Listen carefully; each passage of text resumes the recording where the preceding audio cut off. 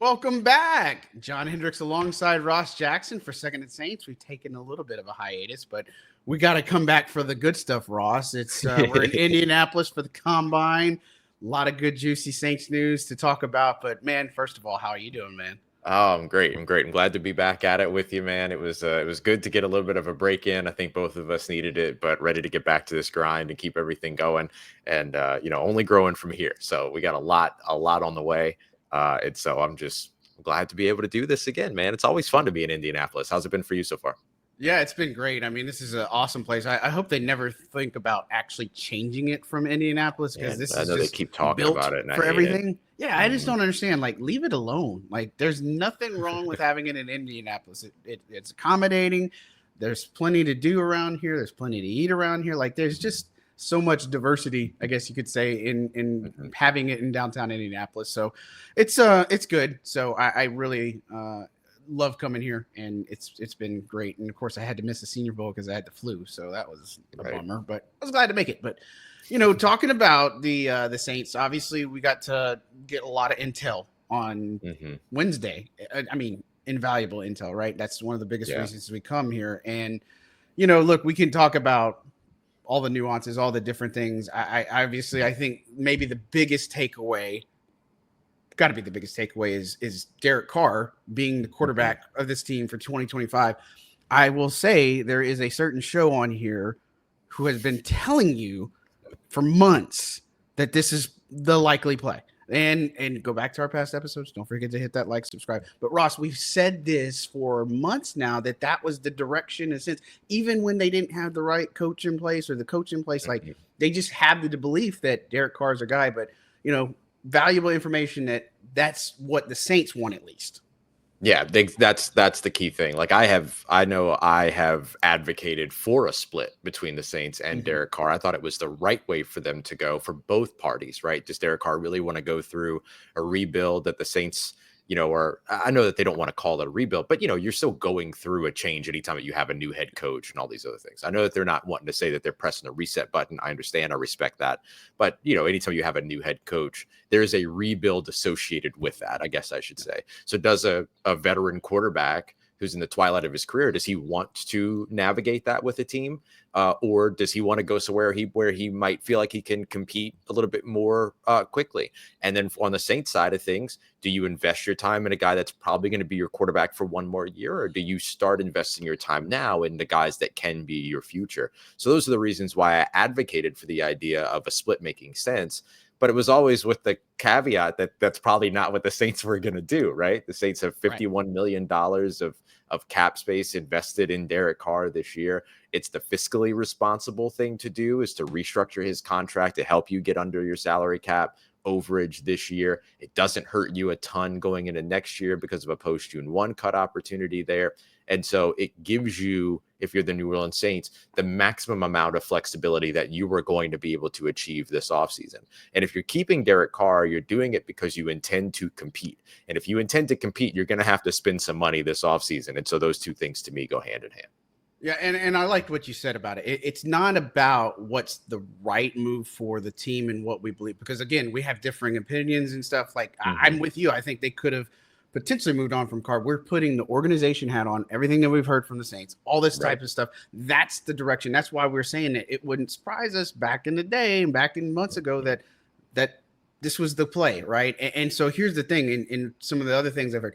So that's the Saints side of it. They still got to figure out the contract, and the contract stuff ain't there yet, right? So that's going to be another thing to tackle, because, again, we talked about or look at Kellen Moore's first press conference, kind of non-committal. I think there is a little bit of feels in there, if you will, from everything I was told. But, again, they'll move past it. They'll figure it out. They'll get the contract done.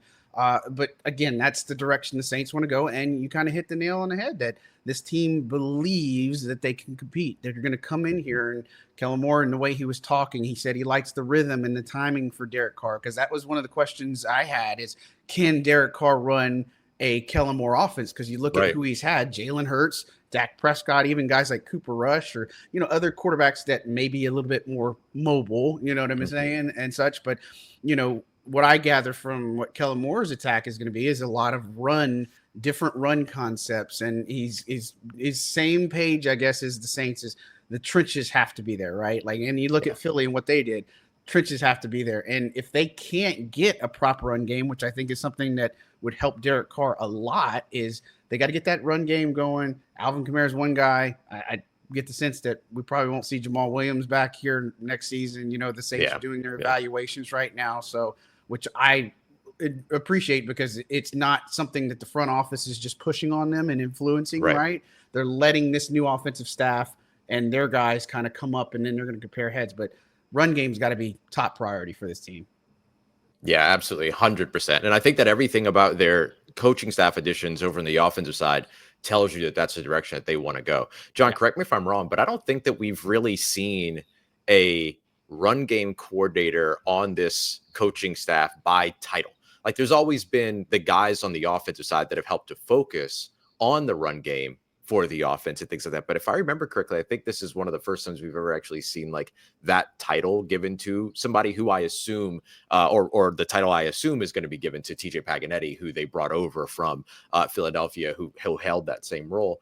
And so I think you look at that, you look at the reunion with Joel Thomas, the reunion with Brendan Nugent, like all of this stuff points towards a full-on investment in the run game. They're going to have to address their running back room. I'm with you. I felt and have heard from the very kind of near the tail end of the season, even before the tail end of the season, that this was probably going to be an offseason where the Saints and Jamal Williams part ways.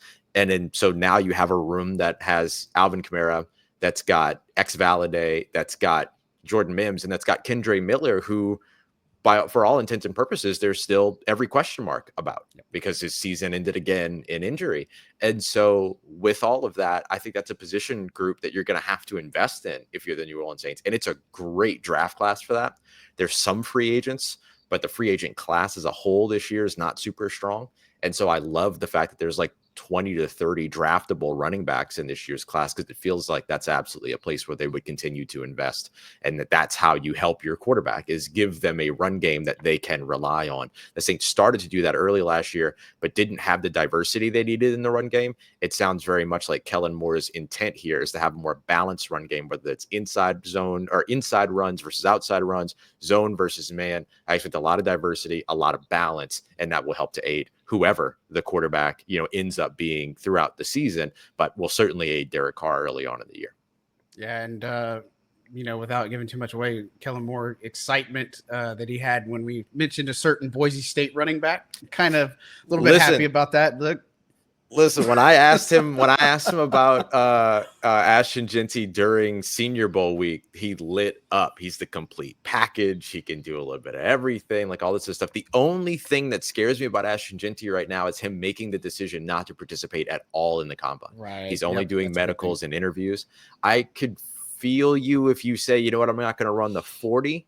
Because he's probably not the 4.3, 4.4 guy that everybody expects him to be, but you don't really have to be successful as a running back. It's just a number that only hurts at that position. But at least go out there and do the field drills. At least go out there and catch passes, which we saw you do a lot of in 2023, not in 2024. That to me was a little bit kind of disconcerting, but 2,601 rushing yards and 29 rushing touchdowns in 2024, the tape speaks for itself. Yeah, right. The tape don't lie there, right? And it's interesting because you look at, I think this is a good class for running backs, right? I just think there's some depth there, and we'll get more into that. But again, for the Saints, variety of ways that they can go at ninth. They feel pretty good about their trenches. They still got to get a left guard, but they're real high on Trevor Penning. They really like what he was able to do. Taliesin Fuanga. I think Cesar Ruiz is one of those guys that can benefit from Brendan Nugent, have a bounce back here. And of course, Eric McCoy. The health has got to stay there. Got to find a left guard. Got to get some solid depth, because I think that's one of the areas where they are lacking severely there. And but it's just going to be fascinating because I think there's an argument to be made on where they can go at ninth. But again, Derek Carr is obviously the first big thing, the big major thing of the combine. And then where they go from there, we'll see. But I think from there, maybe you can agree we can kind of go from here. But I think the other big thing, or the next biggest thing, is Taysom Hill, his future, because we talk about the run game. Taysom Hill is a big part of that. It sounds like that Hill is a part of the Saints' plans for 2025. He wants to be there, but it's going to depend on the rehab process for Taysom Hill, which is going well from what we were told. But again, there's been a lot of speculation that they could move on from him. Denver's going to come get him. Sean Payton's going to get him, all this other stuff. He won't hit the field probably until late September, maybe early October at the best case because of his injury. But your take on Taysom, and of course, they got to navigate the financials, which there's a plan in place for that. Yeah, there's a plan in place. That's something that they'll go through and continue to have those conversations. I would expect his contract number to be impacted in some way or another, whether that's via restructure or whether that's via some other type of approach, right? We saw the Saints take this really interesting approach last year with Demario Davis and Tyrann Mathieu, where they took money off the books for that year in 2024, but then gave over future guarantees and future money and things like that. I don't know if there's something like that you can work out with a 34-year-old guy coming off of an ACL tear. I'm not sure, but it's just to show that the Saints aren't just relying on the restructure at this point. They're working on other ways to work through these contracts. I expect them to be creative with Taysom Hill, especially if Taysom's availability is going to be limited in any way because of his injury recovery or through his injury recovery. So that would make sense to be able to do that. The big thing for me is you see all the Facebook stories about Taysom Hill being traded to the Denver Broncos, the Saints cutting Taysom Hill and all this other stuff. This is one of those other things that, like, okay, those got picked up a little bit more than they should in terms of rumor mill stuff. Really the only thing that stands in between Taysom Hill hitting the field in a New Orleans Saints uniform in 2025 is time. That's literally it. It's just about recovering from his injury, rehabbing, and make sure that he's able to come back.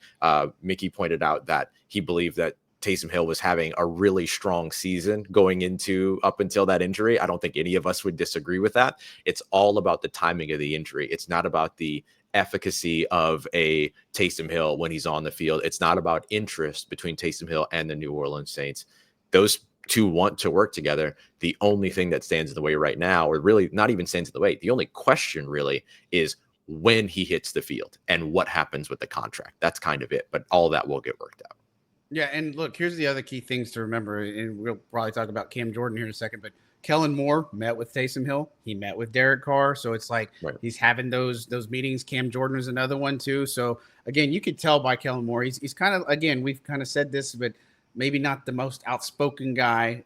Maybe I think like there's a hidden fiery passion that we will see soon enough, but kind of reserved a little bit and very positive. Like, I mean, you can see why the team hired him. He's not Dennis Allen, right? You know what I'm saying? Like, and just in the sense of, he's smart, he's calculated, he's carries himself extremely well, represents himself extremely well. And so, look, he's got a vision for this team. He isn't going to go in there and he's like, this locker room is going to be competitive. Like, that's what he expects. He came to New Orleans to compete, and that's what the Saints want to do, is they want to compete. And I get it. Some people are like, well, just hit the reset button, flush it down, and let's build from the ground up. It's just not where they're going. And again, go back to the past episodes we talked about that. We've talked about this belief that this is DeMario, Cam, and Tyrann's last year. Potentially, I don't know if they're going to keep all three, but it sounds like they want to keep all three, especially because of the leadership aspect with Kellen Moore coming on. But this could be their last run, quote unquote, to try to make something of themselves. And so injuries were a big part of that, right? That's why they brought in Ted Rath, sports science and such. But there's a will of the way for this team. But I think the way that they're operating is they're going to go for the division. They're going to try to win. They're going to be players in free agency. I don't think that means they're going to make gigantic splashes, but they're going to be more active than what they have been too. Yeah, I think it's the activity part of it that highlights. Like, here's the thing. The Saints have to build out a 90-man roster. And Sure. I think people always kind of forget about that. It's where it's like, oh, they don't have any money to spend. They're not gonna do this. It's like, well, they have to. They kind of don't have a choice. Like they're gonna build out a 90-man roster one way or another. And remember, only the top 51 cap hits actually count against the salary cap up until after training camp cuts. So you're gonna see additions no matter what. So I would highlight, just like you did, there's a difference between activity and being big spenders, right? You can be active in free agency without going out and signing somebody to a $100+ million contract. But I do think that with the Saints sort of situation, at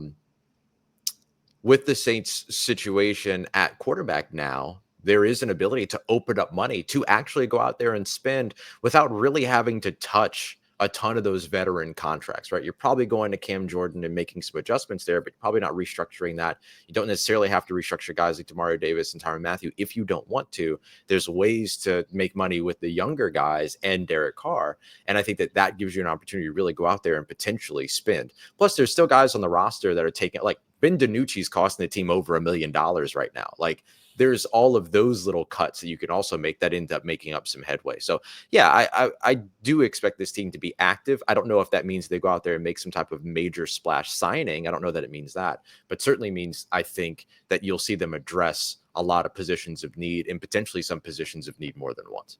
Yeah, and it sounds like the positions of need, a lot of it's going to be on defense. But I think with left guard, particularly, you could go to the market and go sign somebody, right? You don't have to go draft. I'm not a fan of drafting somebody on the interior. They're not moving Trevor Penning to guard. I know it's been said 1,000 times or suggested 1,000 times. It's not happening. Or we've been saying that too since last year. There's no reason to do it. He looked good at right tackle. They liked him at right tackle. They thought he had a lot of growth, but you know, that would be, I guess, just segue because you're talking about DeMar, you're talking about Cam and Tyrann. They do have to get better defensively. And one of the biggest things, they brought in Brandon Staley. There's going to be a defensive scheme shift, right? They're going to move to a 3-4, but I think it's going to look a little bit different. But that could potentially, what I thought was interesting, change their prototypes of who they potentially target in this draft. But, you know, specifically looking into nose tackle, some edge rushers, some linebackers in this, you know. And I guess the first thing is your take on that. And do the Saints have what they need right now, or where do they need to improve to be effectively run a 3-4 here? Yeah, I don't think that they need too terrible much. It's just in terms of amount. It's just that what they need is pretty major, and what they need are those the stand-up pass rushers. Now, there's two guys on the roster right now that could probably fill that role. Isaiah Foskey is one of them, and then Carl Granderson's another one. Remember, Carl Granderson came in out of Wyoming as a stand-up pass rusher at 6'4", 250 pounds when he first came into the league, and he's since bulked up to kind of fit the Saints scheme and everything. But both of those guys can absolutely fit that role as internal candidates. And then at nose tackle, you're probably looking at guys like Christian Boyd and John Ridgeway are probably the ones that are closest to being the most prototypical, over 320 pounds, over 6'2", all that. Colin Saunders is in there as well, but height-wise is a little bit under the typical prototype, but not to an ineffective amount at all. So I think that they have guys that they can utilize, and other players like Cameron Jordan and I'll mention Peyton Turner, even though he's on an expiring contract and he's out sending out like cryptic Instagram posts and stuff like that. But even mentioning those guys, or even keeping him in mind, like that framework, that big bodied style of edge rusher still has a role in a 3-4 as a 3-4 defensive end. You're just not charged with going after the quarterback as aggressively. You're charged with being a run stopper, setting edges, things like that. But those guys still very much fit. So I think that they have what they need. I think the big thing that they would like to probably add, though, is more production and a proven speed rusher off the edge, a stand-up 6'3", 250-pound type of pass rusher, right? Like an outside linebacker type, a Leonard Floyd type. And if you're able to do that, then I think you're in a much better place just in terms of like having the prototypes that match your role. So I would expect to see them invest there. And I would also expect to see them invest at nose tackle a little bit, bring in another option there.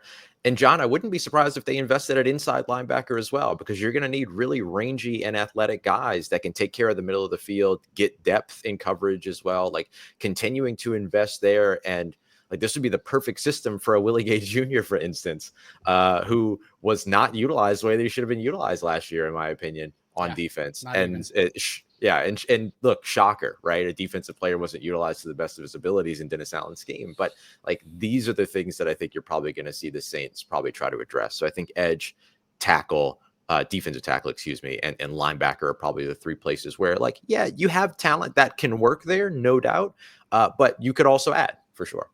Yeah, and there's interest in bringing back Paulson Adebo and Chase Young, but they're also sure. waiting to fill out that defensive staff, which they're working more interesting to bring in a little bit more of the college feel to it, which is pretty. I mean, I kind of like the direction. I think it can pay off, but at the same time, you're just looking at it and saying, okay, well, what is the vision? And I think the vision is going to come together soon enough, but they got to get better at a few positions for sure. I think safety is a spot where they got to get better. They got to get better play there. Corner. Mm-hmm. I mean, is Alante your guy? What can Brandon Staley do with Alante Davis? What can Terry Joseph unlock with Alante Taylor and such? I don't know. I put them both together or something. Demario Taylor. Yeah. That's what you get with our show. You just never know. But again, I just wonder, or guys like Isaiah Stallberg, what is his future going to be like? Right. They had him at linebacker and then he's safety. We talked about his versatility, his hybrid, kind of style, like a Sua Cravens, if you will. That's my old comparison, but great pull.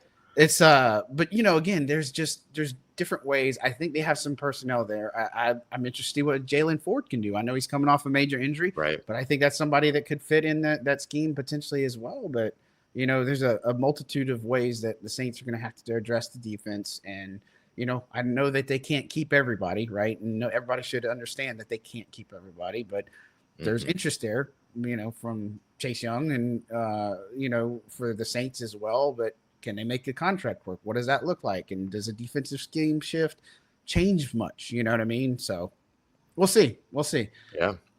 What's some of your other big takeaways? I mean, I know I can segue, but I'm not going to hog that up. Where you want to go from here? Yeah, no, Ross I think has control of the board. I think one of the other things that I'd probably highlight is that even though we were talking about like some of the needs being on defense, but obviously having some needs on offense. Left guard's definitely one of those spots, but I think tight end is probably still one of those spots as well. Yeah. Sounds like that's a spot that they really want to address. When it comes to Taysom and Foster Morrow both coming off of injury. You have Dallin Holker, Juwan Johnson's a free agent. So I think one of the things that was mentioned was like, yeah, it's probably a place that you're looking at addressing maybe even multiple times. But I think that can mean two things, right? It could be multiple new additions via free agency in the draft, or it could mean in addition via free agency and or the draft, and then re-signing Juwan Johnson, for instance. So finding some way to impact that position group twice makes a lot of sense. We talked about how good the running back class is in this year's draft. The tight end class is really, really good. And with a guy like Chase Hazlitt in the building now, if there are some salary cap cuts, which we're seeing a lot of across the NFL right now, strangely enough, if there are salary cap guys in Houston to guys in Houston like Dalton Schultz, or a guy in Dallas like Jake Ferguson, then all of a sudden, there's kind of a direct line to those guys, or they become free agents next year and then they could be targets next year. But I mean, those are some names that I'd be watching out for as potential cap casualties that the Saints could fall back on if they wanted to go that route. But in this year's draft, there's so much good tight end talent. Yes. We talked about the possibilities at 9. Tyler Warren, a possibility at 9 out of Penn State. Guys like Mason Taylor out of LSU. Gunnar Helm out of Texas. Mitchell Evans later on in the draft out of Notre Dame. So Rondé Gadsden's one of my favorite ones because I love a Syracuse guy, tight end dude that can do everything, right? Catch, block, run routes, block, like all that stuff is really good. And so like there's just all of these kind of all around guys that make sense in a Kellen Moore scheme that has typically leaned on tight end production. And so I think that's going to be another spot that we'll watch this team address. Yeah, I'm with you. And the thing is, they can go into day 2 in the 3rd round and still get a great quality tight end. You know what I mean? Yep. Now, there could be a run, but the thing is, Tyler Warren is kind of one of those dudes, right? And then you're picking 9th. Do you make that choice? Or, defense it's going to depend on free agency, I feel like, right? But, again, the facts are Taysom's injured. He's not going to be hitting the field anytime soon. I'm not 100% sure on the Foster Moreau timeline. I know that's going to be one to figure that one out. Juwan, I know there's a lot of interest out there. This is not a particularly strong free agent tight end group, so he might get a much better offer somewhere else. Mm-hmm. And so, and they got some reserve future guys, guys like Michael Jacobson, who was a preseason guy that a lot of people like, came on in training camp some, could he have more of a role? I'd love to see more of Dallin Holker. You know what I mean? We just never really got to see him do much of anything other than go out there and be a decoy pre-snap, pre-huddle, and then only to go off to the sideline. So that was like his role. Right. But again, this team has a lot of needs. I think there are some things that they like about the youth that they've gone with and the development there. I mean, the biggest thing, if they can stay healthy and they can get the run game and Derek Carr can play pretty good and stay available, and defensively, I think that's the biggest thing. Change defensively and be much better, because they were not good in the trenches. They were not good in a lot of areas defensively. But the NFC South, I mean, Tampa's still probably your favorite. I expect Carolina to be much better this year. Atlanta, I don't know. Atlanta's a hard team to put a gauge on, right? Because they spent all that money. They try to get all the defensive, pass rushers and stuff, and it just didn't pay off. Guys like Matt Judon and all that, and it just didn't have what it takes. But the Saints could hypothetically get into the division mix, but they got to go play the games. They got to stay available. There's just so many what ifs for them to be able to be successful. Yeah, 100%. And it's February. Everything's what if in the NFL right now, right? Like that's always going to be the case. And there are going to be things that happen in the draft that people are going to feel good about, things that are going to happen in free agency that people are going to feel good about, things that are going to happen in both those areas that people are going to feel bad about. Same thing will happen in training camp. None of it matters until they hit the field in September. And we don't even know who's hitting the field in September at this point. So we'll see where things go. But it is all what if, right? It is all what if right now. And everything. So I'm very curious to see how the Saints navigate their what ifs into realization. To me, that's going to be like a huge measure over the course of this offseason. What do they want, and do they actually achieve it? How do they actually achieve it? Because most NFL teams in some shape, form, or fashion achieve the thing that they set out to do. We want to address the tight end position. We want to add a nose tackle. But how do they achieve what it is that they're setting out to achieve, right? How far down the option list do they go? All these other things. I think that to me is going to be the most telling part of this offseason. And then we'll see where things go. I think the trade-off in the Derek Carr decision has to be the ability to spend money this offseason. And so we'll see if that ends up coming to reality. The other thing that I think that the Derek Carr thing impacts, John, is it makes me wonder what they're going to do. We had the whole QB2 conversation last year. And so now do you just go in knowing that Spencer Rattler's your second quarterback? And then what does that mean for Jake Haener? Do you invest in another young quarterback? Is this team going to carry 3 quarterbacks on the roster like they have traditionally? Or does that change based on, their new system and everything like that? There's just a lot of those question marks that I'm going to be really interested to find out more about over the course of the coming months. Yeah, I know. And it's just the tip of the iceberg. And if that fact is we're less than 2 weeks away from free agency. We still don't even have the finalized salary cap. Yeah, right. Like, you know what I'm saying? Like, what in the world? And look, the restructures news, that's all coming. Like, it'll figure out. The Saints, I mean, it's the yearly thing. And again, it's got to work this year. Like, that's the biggest thing is criticism is valid. It's just the fact that it's got to work this year, right? And then you start to see people back off a little bit. But at any rate, I think the direction of this team, and if you put a bow on this, right, as we kind of wrap up here, is I don't want to sit here and say that they're just charging ahead with what they have, like keep doing what they're doing, but there's just new coaches in place. But in some aspects, it sounds like, okay, we're going to want to keep most of the core that we have intact. We want to keep the leadership that we have. We want to keep the playmakers that we have. We just want to add to it, while changing some philosophy on defense and making sure that our defense is sound and such, but want to go push to compete. And that's the goal for this team. You get any other sense that that's not what their vision is right now? No, I think that's absolutely right. It's all about the additions that you make this offseason. Like, you're going to try to keep all the leadership together and everything like that. That's fine. But what are you doing to add to it? I think has to be the most important thing. So I think you're 100% right. I think that they have every mechanism available to them to add. They'll have money. They'll have some money. They'll have 9 draft picks going into this year's draft. How do you utilize that to give yourself, that the additions that you need. And then on top of that, I think the other thing, and you can't predict this right now, we won't know until it happens, but you have to find a way to stay healthy.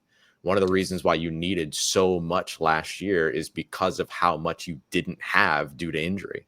And so if you can work yourself into a position to where you have more and need less, as opposed to have less and need more, which is a situation they were in last year, then you're going to be in a much better situation in 2025. And so the addition of Ted Rath is going to have to be an effective one. Hopefully it is. And seeing how they manage what was a multi-reason. I don't know the right word, but like the reason, there was no one reason for why the injuries were the way that the injuries were last year, or have been over the course of the past few years, really, if we're being honest. It was a multitude of things. So how do you address a multitude of things in one offseason? Can you do that? That would be the other big test. Yeah. I mean, there's just so many different variables, and again, there's reasons to be excited about it. I know 100%. People aren't going to feel that excited about Derek Carr being the quarterback or anything, but again, look, this is where they currently are. Maybe next year they change their philosophy. Maybe this is the year Spencer Rattler shows a lot of development and can be that guy following. I guess that's my biggest thing is everybody's so quick to be like, what's the next best shiny thing, right? Is okay. Right. Are you giving up on Spencer Rattler that quickly, or are you? That's what's crazy to me is like the same people who would cater for Spencer Rattler are like, here's Jackson Dart, and all I picture is the meme of the guy holding hands with his girlfriend and looking back at the new life. You know what I'm saying? Is I think Spencer Rattler can be something, and look, they love Spencer Rattler, but the fact is, I think the way that they're going with this team and the makeup of this team, it's about the veterans and the leadership to help pull them through. And so I think that's kind of the vision for where they believe that they can operate, but whether it works or not, we'll see. I think cautiously optimistic is probably where I lie on this team. I still don't give them over 7 wins right now, right? Like I'm with you on I that. don't sit here and say they're going to playoffs and 10-7, win the division. No, I still think this is maybe at best a 7-win team, right? I think it could be better, but there's a lot of things that have to go right for that opinion to change. Yeah, as of right now, it's the exact same team as last year right now with a new coaching staff. And so maybe the coaching staff gives you a couple wins or a different win or something like that. I think it was 5 games that were within 4 points, or 4 games that were within 5 points. Maybe I'm mixing that up, that were losses. And so it's hard to say right now that the exact same team is going to perform much better, but we'll see what happens after they get through free agency, after they get through the draft. What are the additions? What are the things they're doing differently? But installing a new offensive system and a changing defensive system all in one offseason, typically that's going to take some time. So my expectations in 2025 are going to be growing pains more than anything else. Sure. And then we'll see what they're able to do coming out of that. And then if they surprise beyond that, then awesome. They surprise beyond that. That would be great. Yeah. And we'll see. We're going to be here for much more of all this stuff. But before we get out of here, and thank you guys again for tuning in. Don't forget to like, subscribe. Ross, what's new with you since we last talked? What's going on at Locked On, and what's going on at LouisianaSports.net? Yeah, very same. Just a lot of the grind. Everyday episodes over at Locked On. I've gone to 7 days a week because why not? Busy. And then so we'll just keep doing that. I'll have an episode up here on Thursday that just kind of breaks down some of the things that we were discussing, what we learned, what we're hearing here in Indy. We'll dive into, I've been diving into a bunch of the coaching staff hires, just have a new piece up over on I almost said LockedOnSports.net, LouisianaSports.net, around the addition of Bo Davis, the new defensive line coach, as well as like the shifting prototypes and who fits what molds, either on the team, free agency, or in the draft. So all that's available over at LouisianaSports.net as well. What you got coming up over at Athlon? Yeah, that's the biggest thing I think since we last talked. As now I am with Athlon. Oh yeah, that's Sports. right. Started here at the beginning of February, so it's been a fun experience. Just kind of get that off the ground. So please go to Athlon Sports and support. Yeah, go support. It's me and Bob right now, and hopefully some things will be growing even more for me and such. But yeah, Athlon Sports definitely over there looking at all the coaches, the new profiles, and tons to talk about from the combine, tons to talk about from the draft prospects. I mean, but I'd say immediately shifting gears right after the combine is free agency. Like this is the big thing where this team is going to go in free agency. Who could they target? What could they do? All that stuff. That's going to be the top priority here shortly. But yeah, Athlon Sports, come support the new venture. Appreciate that. That's right. And I'll tell you what, John and Bob have been doing an awesome job over there. And top 30 visits and all that kind of stuff. Like that is a great time to be checking in on all these sites so that you know who's visiting, who's going where, all this other stuff. And then more insight on each and every player as well. So an awesome time to stay locked in on what's going on over at Athlon with John and Bob. Yep. And same thing with Ross and pro days. Pro days are coming. So LSU pro days, all that fun stuff. So busy March. And so we'll have, I'm going to see if I can go. I'm going to try going to LSU pro day this year. Yeah. Same. I've never been to a pro day. Yeah. I think, well, didn't you do one of the local, like the Tulane one? Oh, I did the local. Yeah. Yeah. That's right. So, but LSU is like everybody and their mama shows up for that one. So I'll bring my mama then.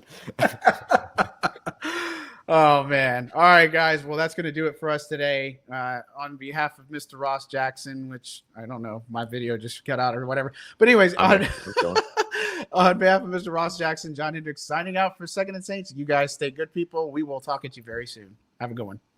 Love you.